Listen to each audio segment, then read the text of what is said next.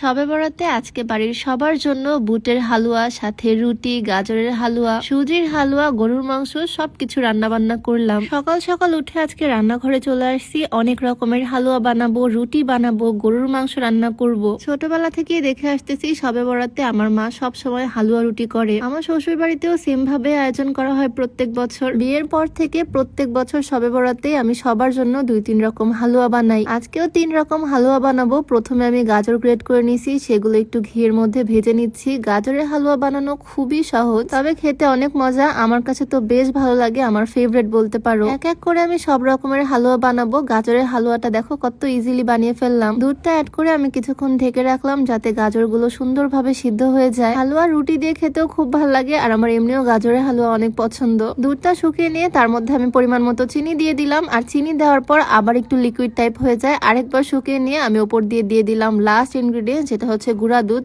এটা দিলে একটু মজা হয় বেশি। আর এই তো আমার গাজরের হালুয়া একদম রেডি। ওপর দিয়ে একটু বাদাম কিশমিশ ছড়িয়ে দিলাম। একটা তো রেডি। এইবার বানাবো বাড়ির সবার পছন্দের বুটের ডালের হালুয়া। ডালগুলো গতকাল রাতেই ভিজিয়ে রাখছিলাম, আর এখন সুন্দরভাবে এগুলো সিদ্ধ করতে দিয়ে দিচ্ছি প্রেসার কুকারে, যাতে তাড়াতাড়ি হয়ে যায়। বুটের হালুয়া যদিও মিষ্টি একটা খাবার, তবে অল্প লবণ অ্যাড করলে খেতে বেশ মজাই লাগে। সিদ্ধ করার সময় অল্প লবণ আর 2টা তেজপাতা দিয়ে দিলাম। এখন সিটি উঠিয়ে সিদ্ধ করে নিব। এর মধ্যে আমি রুটি বানানোর প্রস্তুতিও নিয়ে নিচ্ছি। পানি গরম করতে দিয়ে দিলাম। চালের আটার রুটি বানাবো। প্রথমে আটা আমি সুন্দরভাবে সিদ্ধ করে নিলাম, আর আজকে আমি রুটি বানাবো এই রুটি মেকারে। শবে বরাত উপলক্ষে এই রুটি মেকারটা কিনছিলাম, যেহেতু অনেক রুটি বানাতে হবে। সাথে কিছু চামচ আর এই ময়দা মাখার জিনিসটা আমাকে ফ্রিতেই দিচ্ছে তারা। অনেকের ভিডিওতে দেখছি হকের এই রুটি মেকারটা খুব ভালো কাজ করে। আমার ভিডিওতে তোমরা দেখতে পাবা এটা আসলেই কেমন। এই যে দেখো, আমি গোল না করে কোন রকম দিয়ে দিছি, আর একদম পারফেক্ট রাউন্ড শেপের রুটি হয়েছে। ভিডিওতে আমি কোন রকমের কাট করতেছি না, তোমরা দেখলেই বুঝতে পারবা। আমি হালকা করে চাপ দিচ্ছি, আর তারপর রুটি একদম গোল শেপে বের হচ্ছে। হকের এই রুটি মেকারটা চাইলে তোমরাও নিতে পারো। আমি ক্যাপশনে পেজ ট্যাগ করে দিব, হোয়াটসঅ্যাপ নাম্বার স্ক্রিনে দিয়ে দিব। সময় নিয়ে রুটিগুলোকে ভালোভাবে সেকে নিলাম। বাড়ির সবার জন্য রুটি বানাচ্ছি, আর গরুর মাংস রান্না হয়েছে আজকে। চালের আটা রুটির সাথে গরুর মাংস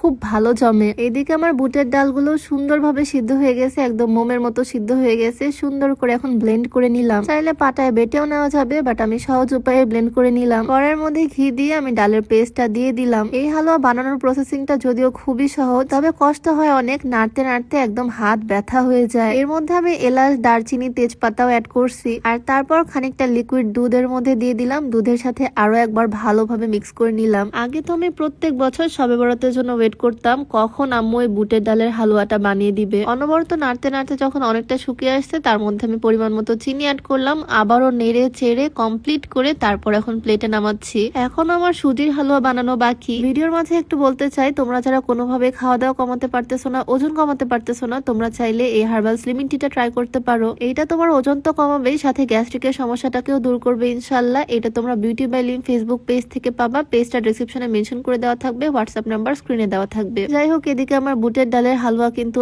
একদম রেডি। গরম গরমে আমি সুন্দরভাবে প্লেটে সেট করে নিলাম। উপর দিয়ে একটু বাদাম কুচি ছড়িয়ে দিলাম। এখন শুধু সুজির হালুয়াটা বানিয়ে নিলেই কমপ্লিট হয়ে যাবে আমার কাজ। সেই সকাল থেকে রান্নাঘরে হালুয়াই বানিয়ে যাচ্ছি। এবার সবচেয়ে সহজ সুজির হালুয়াটা বানিয়ে নিব। প্যানের মধ্যে ঘি দিয়ে দিলাম, এলাচ দিলাম। এখন সুজিগুলো সুন্দর করে আগে ভেজে নিব। এরপর এই ভাজা সুজির মধ্যে হালকা কুসুম গরম দুধ অ্যাড করব। চাইলে পানি দিয়েও সুজির হালুয়া বানানো যায়, বাট আমি দুধ দিয়ে করব যাতে খেতে অনেক মজার হয়। দুধ আর চিনি অ্যাড করে দিলাম। আমার হালুয়া প্রায় কমপ্লিট। এখন শুধু ভালোভাবে নেড়ে ছেড়ে পানিটা শুকিয়ে নিব। আমি বেশ কিছু বাদামের কুচি দিয়ে দিলাম এটার মধ্যে। দুধটা শুকিয়ে আসলে একদম ঘন হয়ে যাবে এটা। তারপর আমি প্লেটের মধ্যে সেট করে নিচ্ছি। ওপর দিয়ে বাদামও ছড়িয়ে দিচ্ছি। 1-2 ঘন্টা রাখলেই সুন্দরভাবে জমাট বেঁধে সেট হয়ে যাবে। এই যে যেমন বুটের হালুয়াটাও সেট হয়ে গেছে, এখন একদম বরফির মতো হয়ে গেল। তো এই ছিল মোটামুটি আমাদের বাড়ির শবে বরাতের আয়োজন। যদিও সকাল থেকে দুপুর হয়ে গেছে সবকিছু করতে, তবে তোমাদেরকে ছোট্ট ভিডিওর মাধ্যমে দেখালাম। কেমন লাগলো অবশ্যই কমেন্টে জানিও। তোমাদের সাথে দেখা হয়ে যাবে নতুন কোনো ভিডিওতে। সবাইকে আল্লাহ হাফিজ, আসসালামু আলাইকুম।